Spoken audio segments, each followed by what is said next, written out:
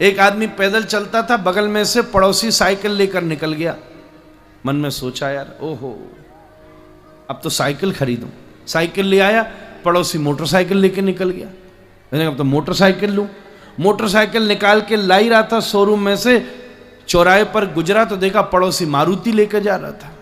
उसने कहा ये तो झंझट हो गया, मन ही खराब हो गया उसका मोटरसाइकिल से। 2-5 साल पैसा बजा के मारुति लाया, पड़ोसी मर्सिडीज ले आया। जब तक ये मर्सिडीज लाया, जब तक वो हेलीकॉप्टर ले आया, और जब तक ये हेलीकॉप्टर लाता, जब तक यमराज का ही विमान आ गया महाराज। बोले अब तो तुम इस हेलीकॉप्टर में बैठो भाई। वैसे ही मरा। उस समय भी असंतुष्ट है व्यक्ति, सदा कहीं ना कहीं उसकी गणना, उसकी भावना रोज बदलती जा रही है। इसलिए हम ये नहीं कह रहे कि अच्छी सफल होने का संकल्प मत कीजिए, रोज करिए, अच्छी बात है। मैं आपसे एक निवेदन करूं, एक विचार कीजिए।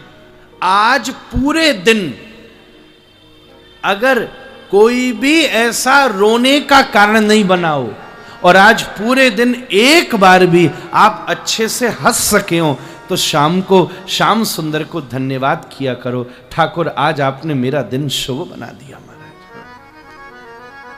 यहां तो सब कुछ मिल जाए, उसके बाद भी आदमी माथा पीटता रहता महाराज, ये और हो जाए, ये और हो जाए, ये और हो जाए, ये और हो जाए, ये और। इतने मंगता बनने की आदत हो गई, ठाकुर भी परेशान है महाराज। इसलिए तो मूर्ति बन के खड़ा रहता है। भगवान को भी मालूम है इसने मेरी जरा मूवमेंट देख लिया तो बंसी तक खींच के ले जाएगा महाराज। 2 रुपया का फूल लाता है, 2 करोड़ की कामना करता है। ठाकुर जी कहते हैं नीचे ही पड़े रहने दो फूल। रोज मैंने 25-50 फूल उठा लिए तो वैकुंठ भी मुझे ऑक्शन पर लगाना पड़ जाएगा महाराज। ये भी चाहिए, वो भी चाहिए, बड़ा परेशान है। किसकी सुने? डॉक्टर आके प्रार्थना कर रहा है कि मेरा अस्पताल चले, और मरीज आके प्रार्थना कर रहा है कि मैं बीमार नहीं हूं। भगवान सुने तो सुने किसकी महाराज? हम किस झंझट में? इसलिए रोज धन्यवाद कीजिए महाराज। अभी थोड़े दिन पहले हमको एक ट्रेन पकड़नी थी। हम अपने कमरा में से गाड़ी तक आए, अपना बैग लगाया, ठाकुर जी का बैग लगाया, सब लगाया, थोड़ा सा उठा, अरे हमने कि हम पे नहीं उठ रहा। 2 छोरान को कही हे सब उठा गाड़ी में धरो।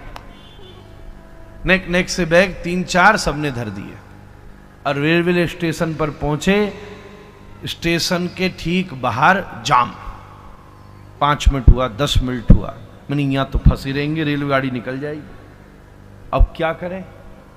उतर के महाराज वही जो नेक से बैग कमरा से गाड़ी तक ना उठ रहे, कोई आदमी मिलो न मिलाया। अकेले ने 3-3 4-4 उठा, एक धरो मूड पे, एक दबाया बगल में, माला जोड़ी डाली सामने, और उठा के लगाई दौड़ महाराज।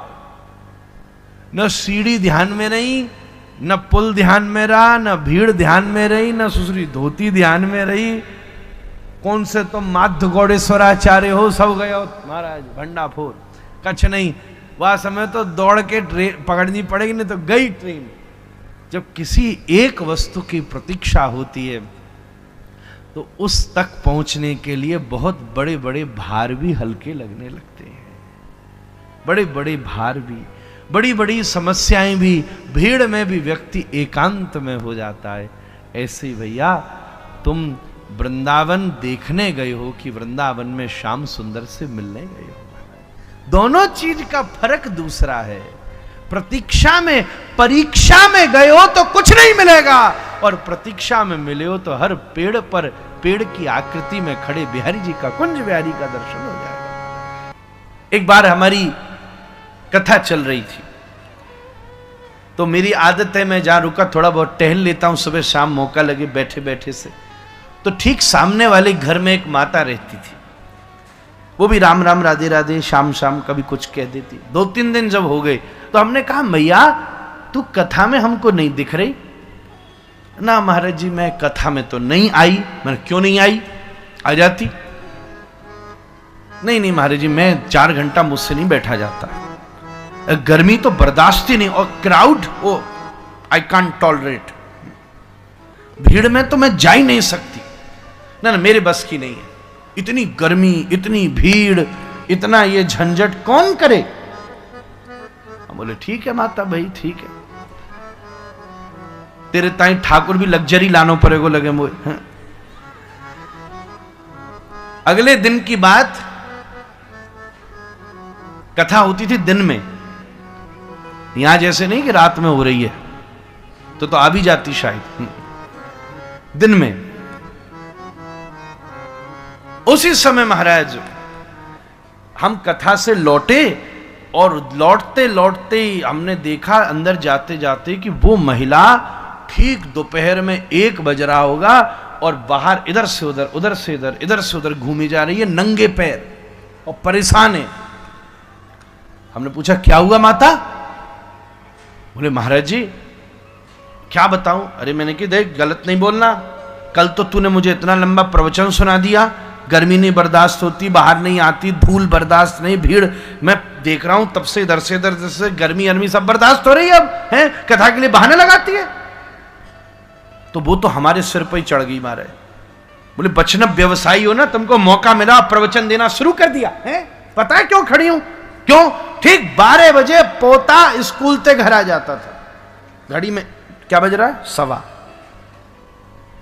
स्कूल से चल दिया है, मित्रों के यहां फोन किया है, ये अभी दौड़ करके गए, कह रहा था वहां जाना है एक के जन्मदिन में, वहां के वहां फटाफट भेजा, पता नहीं अभी आता उसको कौन पकड़ के गाल पे मारूंगी, दो बिना बताए क्यों चला गया, ये कोई झंझट है क्या?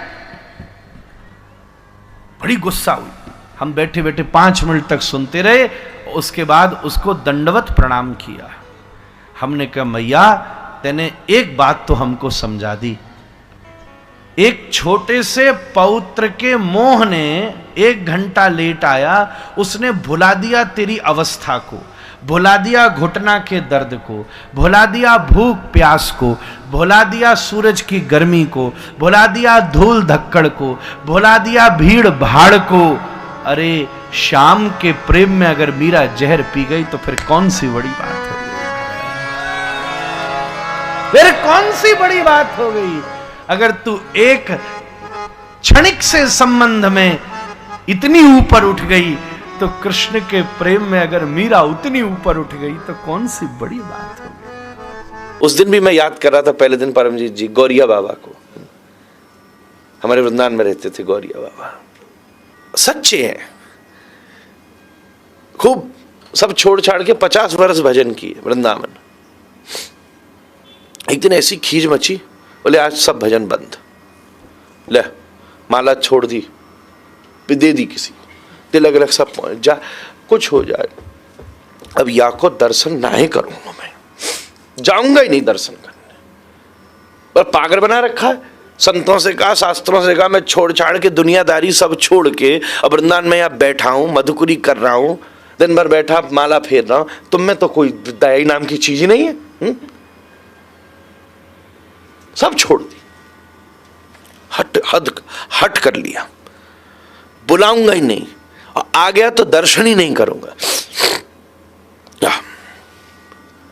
ना भोग लगाऊंगा, ना कोई सेवा करूंगा, ना कोई स्नान कराऊंगा, ठाकुर बैठो रहेंगे हाँ घर में। और रोज अब ये जाके जरूर बोल देते, ले नहीं नहाया ना आज, आया मजा, माला उठा के देख नहीं जपी ना आज, आया मजा। 3 दिन हो गए, बाबा एक दिन खींच के जा रहा था तो पीछे से ठाकुर जी ने आवाज दी, ए सारे कहाँ जा रहा है? वृंदावन में ठाकुर गाड़ी दे के बात करे हैं, ए बाबा सारे कहाँ जा रहे हो, इधर तो देख। बाबा ने कौन है, पीछे मुड़ के देखा तो श्याम सुंदर खड़े। बाबा देख के होश उड़ गए, भूल गया, एकदम दौड़े जाके बाबा ने हृदय से लगा लिया। एकदम हृदय से लगाते समय थोड़ी देर तो आनंद आया, फिर एकदम याद आई, अरे मैं तो याके मैंने वचन लिया था, बुलाऊंगा नहीं, आगे हो तो दर्शन नहीं करूंगा, दर्शन प्रणाम तो करूंगा ही नहीं, और मैं तो सब भूल गो। एकदम बाबा ने छोड़ के मुड़ गो।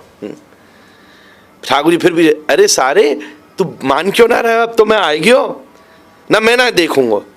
तो ठाकुर जी कुछ बोले नहीं तो बाबा चौंको, कहीं चलो तो ना गयो, पीछे मुड़ के देखो तो आंखों से आंसू बहा के ठाकुर जी ठाड़े, बाबा खींचो मत करे तू ऐसे, मैं तो ना आई के तेरी तड़फ बढ़ा दिया था महाराज। भक्ति हो जाए पहली बात, फिर भगवान की प्राप्ति न हो तो जो उसका मजा है ना, उसका मजा दूसरा है महाराज। जब प्रिय सामने होता है तो केवल सामने होता है, और जब सामने नहीं होता है तो चारों तरफ होता है। एक जना घर ले गया, बोले महाराज जी, हमने कहा मंदिर है वो दर्शन तो करा। मेरा स्वभाव होता है घर जाओ पहले, आज भी हम गए तो पहले ठाकुर जी को, असली मालिक तो वही है, ठाकुर जी को प्रणाम करो भाई, उन्हीं से मिलने आए हम, तो आपसे तो कहीं भी मिल लेते। ये बात समझिएगा, संत अगर वास्तव में संत है और वो अगर आपके पास जा रहा है तो वो धन के लिए नहीं जा रहा है, प्रतिष्ठा संबंध के लिए नहीं, वो इसलिए जा रहा है क्योंकि आपके घर में ठाकुर जी की सेवा है और ठाकुर जी कथा में नहीं आवेंगे तो प्रणाम करने जा रहा है। हमने कहा ठाकुर जी से प्रणाम तो करा, तो ले गया रसोई के बगल वाली प्रभु जी ड्राज खोली और ड्राज के भीतर 33 कोटि देवता बैठे, हनुमान जी बैठे, गणेश जी बैठे, भोलेनाथ जी बैठे, देवी जी बैठी, कृष्ण बैठे, राम भी बैठे, विष्णु भी बैठे, बिल्कुल ऐसे डरे सहमे से।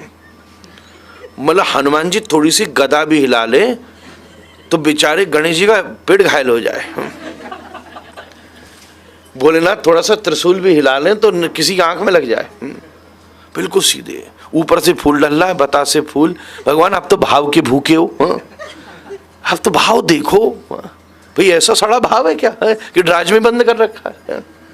हम तुमको पकड़ के गाल में 2 चांटा लगाएं, गिलेवान करें, मुंह पोत दें कि हमारा भाव देखो, आई लव यू, तुम्हारे पागल हो गया है, ऐसा प्रेम तो मत कर, इससे तो द्वेष ही कर ले, वो ज्यादा अच्छी है। ऐसा प्यार कि गिलेवान पकड़ लिया, चांटा लगा दिया और कहता है प्यार करता हूं, उसके बाद भी एडजस्ट करने को तैयार बैठे। अब बड़ी बात तो है कि वो तो अपने अनुरूप होने को फिर भी हर कदम पर तैयार बैठे। मीरा के लिए मीरा जैसे होने को तैयार है, सूर के लिए सूर जैसे होने को तैयार है। अब प्रश्न इतना सा है कि हम उनके अनुसार बनने को तैयार हुए। हमारी एक मन में बड़ी इच्छा कल हो गई ठाकुर साहब, क्या बताऊं बाबा, कि अब पता नहीं हमारी बात कहां तक जाएगी, आप सब लोग प्रयास करना कि उन तक पहुंच जाए। मेरी मन में इच्छा एक आ गई कि हमारे प्रधानमंत्री जी 84 कोस व्रज यात्रा करें एक बार।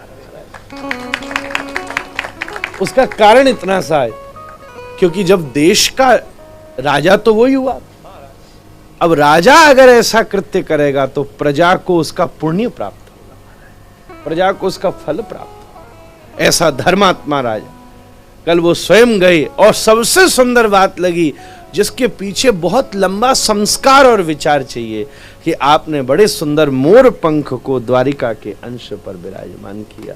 यह सामान्य बात नहीं है। मैं कोई राजनीतिक व्यक्ति नहीं हूं, मुझे सब लोग जानते, मैं किसी दल का नहीं हूं। किसी ने पूछा आप किस दल के, हमने कहा हम तो तुलसी दल के आदमी हैं भाई, किसी दल के नहीं। पर यह बात हमको इतनी सुंदर लगी महाराज, तब द्वारिका विराजमान हुई और सब महर्षियों को लेकर आए। अर्जुन भी किसी को नहीं बचा सके,